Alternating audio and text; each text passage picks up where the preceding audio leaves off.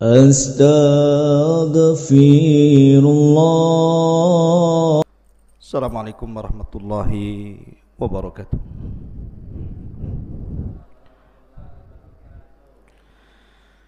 Alhamdulillah wassalatu wassalamu ala Rasulillah wa ala alihi wa sahbihi wa mawalah wa la hawla wa la quwata illa billahi wa ba'du. Alhamdulillah, malam ini kita bisa duduk kembali untuk talabul ilmi. Salawat iring salam kita haturkan kepada Rasul kita yang mulia alaihi salatu wassalam. Allahumma salli ala Muhammad wa ala alihi wa sahbihi wa man sara ala nahji ila yaumiddin. Pembahasan di malam hari ini kita akan menguak satu kisah yang menarik tentang sumur Barhut, yang konon sumur ini dijadikan tempat penjara bagi para bangsa jin. Sumur Barhut yang ada di Hadral Maut. Ma'asyiral muslimin yang dimuliakan Allah Subhanahu wa taala, kita tahu bahwa yang namanya sumur tentu penuh dengan air, dan air adalah sumber kehidupan. Karena Allah Subhanahu wa taala berfirman, wa ja'alna al-ma'a likulli syai'in hayyin, dan kami jadikan air itu segala sesuatu bisa hidup. Tapi sumur yang ingin saya ceritakan ini adalah sumur kematian, bahkan tempat yang sangat menakutkan, sarang daripada jin dan syaitan. Sumur ini dikenal sebagai sumur Barhut, letaknya di Hadral Maut. Ma'asyiral muslimin yang dimuliakan Allah Subhanahu wa taala, bicara tentang sumur Barhut ini, sampai hari ini banyak orang yang meneliti sumur ini karena memang termasuk keajaiban dunia.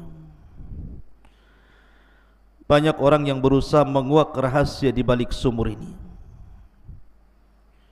karena sumur ini juga diperbincangkan oleh para ulama dari zaman ke zaman sampai hari ini.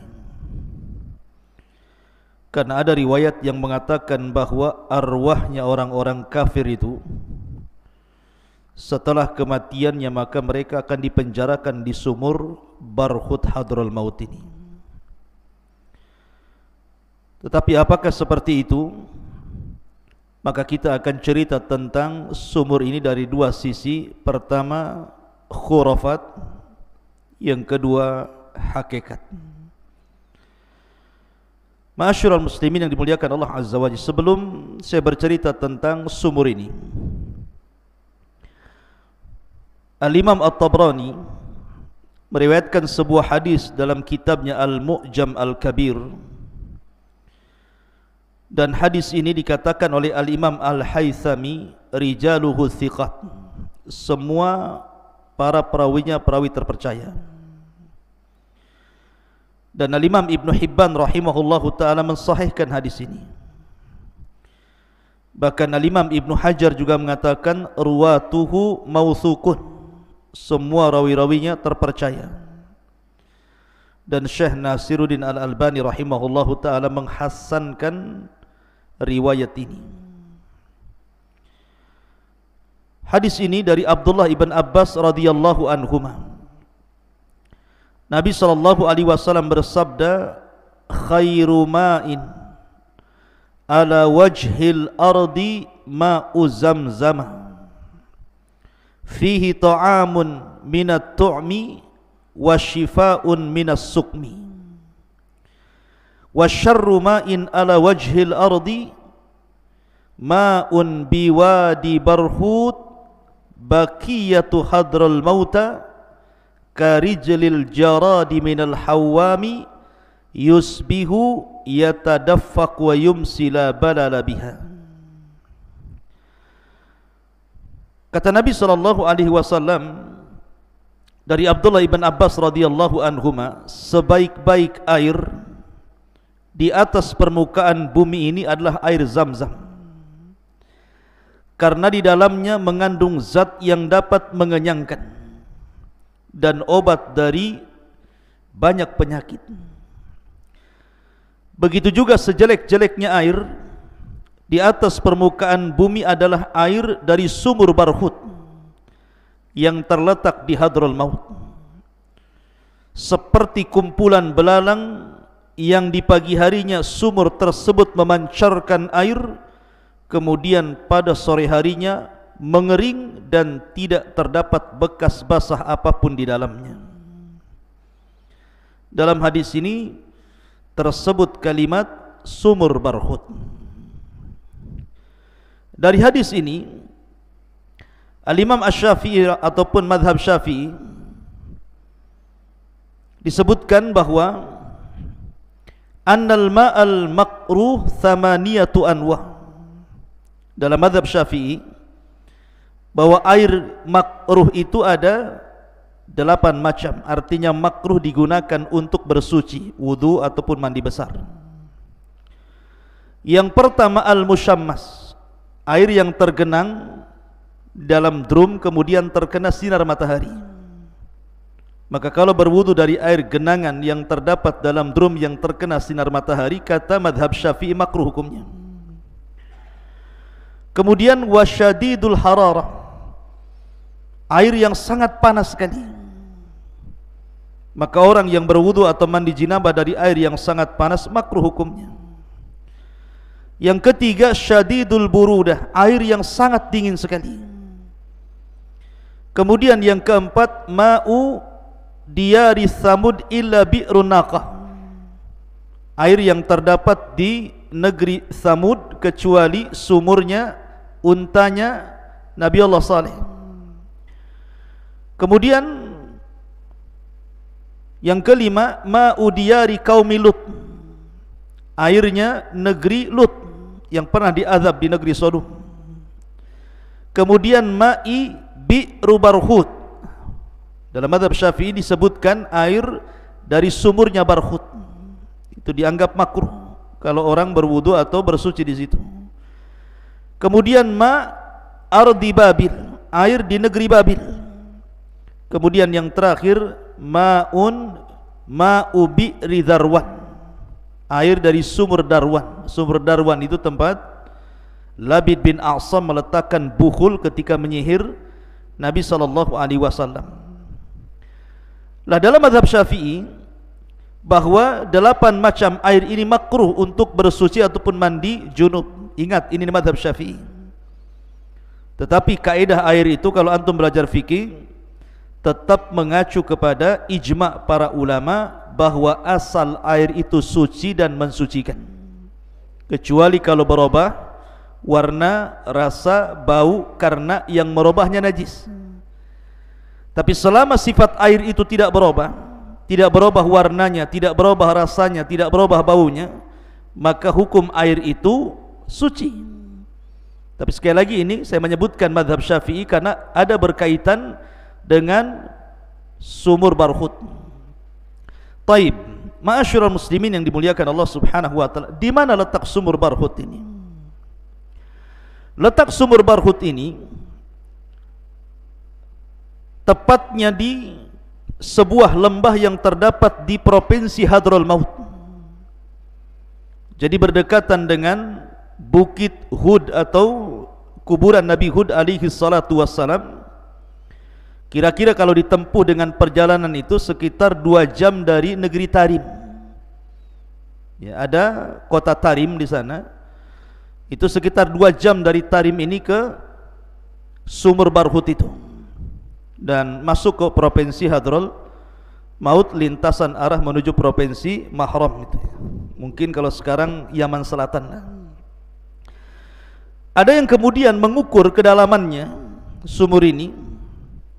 Ada yang mengatakan bahwa sumur ini atau sumur Barhut ini memiliki 600 kaki. 600 kaki itu maksudnya lebarnya 450 kaki dan panjangnya 120 kaki. Atau dengan kata lain ada yang mengatakan bahwa kalau seandainya luasnya dikira-kira, maka sumur Barhut itu sekitar 100 meter persegi dan memiliki kedalaman 250 meter. Bayangkan 250 meter, seperti apa dalamnya itu. Kita tengok sumur 10 meter saja sudah dalam kali. Ini kedalamannya sampai 250 meter. Tentunya dengan kira-kira para peneliti ya. Adapun apakah memang 250 meter, wallahu alam. Dan apakah orang pernah masuk ke sumur itu juga allahu alam. Tapi yang jelas bahwa karena sumur ini sangat fenomenal, khususnya di negeri Yaman. Kemudian juga ada riwayat yang mengatakan bahwa arwahnya orang-orang kafir tertahan di sumur Barhut inilah akhirnya menjadi terkenal. Sehingga kemudian banyak khurafat-khurafat, cerita-cerita yang tidak jelas seputar sumur Barhut. Tapi tetap saya akan ceritakan, sehingga ketika antum membaca di internet atau mendengar orang yang berceramah tentang sumur Barhut, antum sudah tahu ini yang benar, ini yang enggak benar. Kemudian kenapa sumur Barhut ini disebut Barhut? Ada yang mengatakan bahwa dahulu Raja Jin itu, jadi apabila anak buah jin ini mereka membangkang dari titah perintah rajanya, maka mereka akan dipenjarakan. Maka Raja Jin pun kemudian membuat sumur sedalam tadi, kemudian digunakan untuk memenjarakan setiap jin yang membangkang kepada rajanya, dimasukkan ke sumur itu. Ini satu kisah, bukan riwayat, ini kisah, konon seperti itu. Ada juga kisah yang lain mengatakan bahwa dulu di Yaman itu ada kerajaan namanya Himyar. Ingat ketika kita menceritakan tentang Ashabul Ukhdud, yang rajanya Dzunwas, itu ada kaitan dengan Himyar. Tetapi bukan yang dimaksud di sini kisahnya Ashabul Ukhdud, tidak. Tapi ada salah satu raja Himyar itu sebelum meninggal, maka dia kemudian takut kalau seandainya hartanya berupa emas yang begitu banyak itu akan diambil orang. Akhirnya dia berkomunikasi dengan jin, bekerja sama dengan jin untuk menyembunyikan barang-barang berharga ini. Maka oleh jin dibuatlah sumur yang dikenal dengan Barhut itu tadi. Diletakkan emas-emas raja itu di sumur itu. Kemudian setelah diletakkan, raja pun Allah takdirkan meninggal dunia. Maka setelah raja meninggal dunia, sumur itu dihuni oleh jin, makanya disebut Barhut. Dalam bahasa Himyar, Barhut itu artinya Madinatul Jin atau Ardu Jin, kotanya jin atau negerinya jin, itu disebut Barhut dalam bahasa Himyar. Dengar kota jin saja menyeramkan, sangat menyeramkan gitu ya. Dan makanya kemudian banyak cerita-cerita khurafat di sini. Itu dari segi penamaan Barhut. Tetapi dua kisah ini tentu kalau kita timbang lebih dekat ke khurafat dibandingkan ke hakikat. Karena tidak ada sanad yang jelas tentang dua kisah ini masalahnya. Ma'asyiral muslimin yang dimuliakan Allah Subhanahu wa taala, adapun kisah-kisah yang banyak menyebar di internet ataupun di masyarakat Yaman sendiri ya, tetapi sekali lagi lebih dekat kepada khurafat dibandingkan kepada hakikat. Pertama, satu kisah. Jadi dahulu ada seorang musafir. Jadi ada para musafirin itu, mereka kehabisan bekal air sehingga mereka kehausan. Sehingga karena mereka kehausan, mereka mencari air. Rupanya sampailah mereka di sumur Barhut tadi. Karena dalamnya akhirnya salah seorang di antara mereka terpaksa harus turun menggunakan tali. Ketika sampai di dalam sumur itu, Tiba-tiba dia menjerit-jerit dan meminta tolong untuk diangkat. Akhirnya kemudian teman-temannya menarik tali itu. Ketika sampai di atas, rupanya yang terangkat tinggal kepalanya dan badannya sudah tidak ada lagi. Ngeri tidak tuh? Bayangkan, diangkat tinggal kepalanya, badannya enggak ada. Apa enggak ngeri itu? Ini satu cerita. Kemudian cerita yang lain, bahwa dahulu ada seorang ibu sedang bermain-main di sekitar sumur itu, kemudian meletakkan bayinya di sampingnya itu. Kemudian ibu ini pergi sejenak, sesaat gitukah, karena sebuah ada hajat. Ketika balik lagi, rupanya bayi itu sudah hilang. Konon katanya bayi itu kemudian dicuri oleh jin yang ada dalam sumur itu, kemudian dimasukkan ke dalam sumur. Itu cerita-cerita ma'ruf. Ma'asyiral muslimin yang dimuliakan Allah Azza wa Jalla. Kemudian ada cerita lagi bahwa sumur itu airnya itu seperti gula manis, tetapi warnanya sangat hitam dan busuk. Kemudian di dasar sumur itu ada pohon-pohon yang ranum yang hijau dan banyak burung merpati, kemudian banyak ular di situ. Sehingga apabila di malam hari terdengar suara-suara aneh yang berbagai macam suara muncul dari sumur itu, dan orang ketakutan karena itu. Lah tiga-tiga kisah ini masyhur kalau antum baca di internet, tetapi semua tidak ada sanadnya karena kesannya khurafat masalahnya. Ini bukan sebuah hakikat. Ma'asyiral muslimin yang dimuliakan Allah Subhanahu wa taala. Akan tapi hadis yang saya baca tadi, hadis bahwa sebaik-baik air di permukaan bumi adalah air Zam-Zam, dan seburuk-buruk air di permukaan bumi adalah air yang terdapat di lembah Barhut. Ini sahih hadis ini. Ya. Hadis ini sahih dan dihasankan oleh Syekh Nasiruddin Al-Albani rahimahullahu taala. Bahkan ada sebuah riwayat yang lain tentang masalah sumur Barhut ini,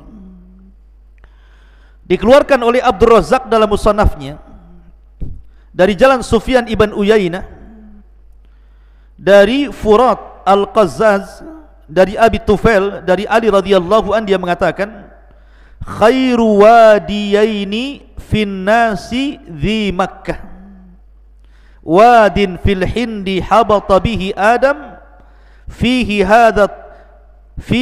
hadit tibul ladhi tatayyabuna bihi, wasyarru wadiyaini fin nasi wadil ahqafi wa wadi bihadral maut yuqalu lahu Barhut. Kata Nabi, kata Ali radhiyallahu an, sebaik-baik lembah, sebaik-baik dua lembah bagi manusia, pertama di Makkah, lembah yang ada di Mekah, dan yang kedua lembah di mana ketika Adam diturunkan dari sorga ke bumi. Kemudian seburuk-buruk dua lembah bagi manusia, dua, pertama lembah Ahqaf, dan yang kedua lembah Hadral Maut yang dikenal dengan Barhut tadi. Hadis ini sanadnya sahih. Ma'asyiral muslimin yang dimuliakan Allah Azza wa Jalla, masalahnya ada sebuah hadis ataupun riwayat, bukan hadis, riwayat yang mauquf sampai kepada sahabat Nabi sallallahu alaihi wasallam. Seperti contohnya Anas bin Malik radhiyallahu an mengatakan, arwahul mu'minina ilal jabiyati wa arwahul kafirina ila wadin bihadral maut yuqalu lahu Barhut. Dari Anas radhiyallahu an mengatakan bahwa ruh-ruhnya orang yang beriman ditempatkan di Jabiyah. Jabiyah ini sebuah tempat yang ada di Syam. Adapun ruhnya orang-orang kafir ditempatkan di bukit Hadral Maut yang disebut dengan Barhut, dalam sumur Barhut tadi. Ini satu riwayat. Kemudian juga Ali radhiyallahu an mengatakan, khairu wadin nasi wadi Makkah wa syarru wadin nasi wadil Ahqaf wa wadi Hadral Maut yuqalu lahu Barhut fihi arwahul kufar. Sebaik-baik bukit manusia adalah bukit Mekah, dan seburuk-buruk bukit manusia adalah bukit Al-Ahqaf, kemudian bukit Hadral Maut yang disebut dengan Bahrut, di dalamnya terdapat ruh orang-orang kafir. Kemudian riwayat yang ketiga, Abdullah bin Umar radhiyallahu anhu mengatakan, inna arwahal kufar tujma'u bi Barhut, sesungguhnya ruhnya orang-orang kafir dikumpulkan di Barhut. Wa arwahul mu'minina fil Jabiyah, dan dikumpulkannya ruh orang-orang yang beriman di Jabiyah. Barhut bil Yamani wal Jabiyatu bisyam. Adapun Barhut letaknya di Hadraul Maut Yaman dan Jabiyah letaknya di Syam. Ma'asyiral muslimin yang dimuliakan Allah Azza wa Jalla, bagaimana pandangan para ulama? Betulkah ruhnya orang-orang kafir setelah kematiannya dipenjarakan di sumur Barhut, dan ruhnya orang-orang yang beriman dipenjarakan di Jabiyah? Maka para ulama mengatakan semua riwayat yang mengatakan bahwa ruhnya orang-orang kafir berada di sumur Barhut ataupun ruhnya orang-orang yang beriman di Jabiyah, tidak ada yang sahih. Ingat, tidak ada yang sahih. Semuanya mauquf kepada para sahabat Nabi SAW dan sanadnya bermasalah, sehingga tidak ada cerita tentang arwah. Karena kemarin kita sudah berbicara tentang alam arwah, bahwa ruh itu adalah kuasa Allah. Yas'alunaka 'anir ruh qulir ruhu min amri rabbi. Mereka bertanya-tanya soal ruh, katakan ruh itu urusan Allah Azza wa Jalla. Maka kita katakan, lalu ruh itu di mana? Antara menunggu setelah kematian sampai kiamat dibangkitkan itu. Maka kita katakan secara umum, ruhnya orang-orang kafir di neraka dan ruhnya orang-orang yang beriman di sorga. Dan ini berdasarkan nas Al-Quran, kalla inna kitabal fujjari lafi sijjin wa ma adraka mas sijjin kitabun markun, kalla inna kitabal abrar lafi illiyin. Allah mengatakan bahwa ruhnya orang-orang yang beriman di illiyin, di sorga. Adapun ruhnya orang-orang kafir di sijjin, di neraka yang paling dasar. Itu pendapat yang sahih. Walaupun ada perincian, ruhnya para syuhada tergantung di bawah-bawah arasy, ruhnya orang-orang yang beriman tergantung di pohon-pohon sorga. Kemudian ruhnya secara umum ada yang masih tertahan di kuburan. Itu khilaf para ulama. Tapi tidak ada yang sahih riwayat yang mengatakan bahwa ruhnya orang kafir berada di sumur Barhut ataupun ruhnya orang-orang mukmin berada di Jabiyah. Tetapi masalahnya sumur ini memang sumur yang menakutkan. Dibicarakan para ulama itu masalahnya. Saya akan sebutkan dua kisah. Dan kisah ini disebutkan oleh Imam Suyuti rahimahullahu ta'ala dalam kitabnya Hikayat li Abi Umar Ahmad ibn Muhammad An-Naisabur. Jadi ada cerita seperti ini dulu. Ada seorang laki-laki di Mekah. Laki-laki ini asalnya Khurasan, tapi tinggal di Mekah. Nah, laki-laki ini orang baik. Jadi banyak orang-orang yang menitipkan barang kepada laki-laki ini. Jadi kalau antum safar, takut barangnya hilang, diletakkan di rumah laki-laki ini. Saking baiknya, banyak orang yang menitipkan barang sama dia. Jadi suatu ketika ada orang yang menitipkan uang kepada laki-laki yang baik ini 1000 dinar. Banyak 1000 dinar. Akhirnya setelah dititipkan uang 1000 dinar, kata Imam Suyuti kisahnya ini, kemudian orang yang menitip uang ini pergi. Allah takdirkan orang ini, orang yang baik ini meninggal dunia. Masalahnya titipan yang 1000 dinar itu dia kubur di samping rumahnya dan tidak diberitahu anaknya. Akhirnya kemudian ketika orang yang ditipi uang ini datang bertanya soal uang 1000 dinar, kata anaknya, ayah saya sudah meninggal dan ayah saya tidak memberitahu di mana uangmu. Akhirnya kemudian orang ini pun berangkat ke Masjidil Haram, bertanya kepada orang-orang atau para ulama yang ada di situ. Maka salah seorang ulama kemudian mengatakan kepada orang ini, pergilah tengah malam atau sepertiga malam ke sumur Zam-Zam. Karena ada yang berpendapat bahwa ruhnya orang-orang yang beriman itu diletakkan di sumur Zam-Zam masalahnya. Jadi pergilah ke sumur itu. Kemudian kamu berteriak, panggil-panggil orang yang kau maksud itu? Barangkali ruhnya ada di situ. Tanyalah di mana hartamu. Kalau seandainya dia menjawab, maka kamu akan dapat hartamu. Tapi kalau kau tidak dapat jawaban dari sumur itu, pergilah ke Yaman, carilah sumur Barhut. Akhirnya kemudian dia berangkat ke sumur Zam-Zam tengah malam. Kemudian dia pun memanggil-manggil orang yang dititipi barang itu, tetapi tidak ada satupun jawaban. Maka dia teringat dengan nasihat para ulama bahwa dia harus pergi ke Yaman. Maka berangkatlah dia ke Yaman. Di Yaman itulah dia cari sumur Barhut tadi. Setelah dia ketemu sumur Barhut tadi, maka dia pun berteriak-teriak di sumur Barhut itu.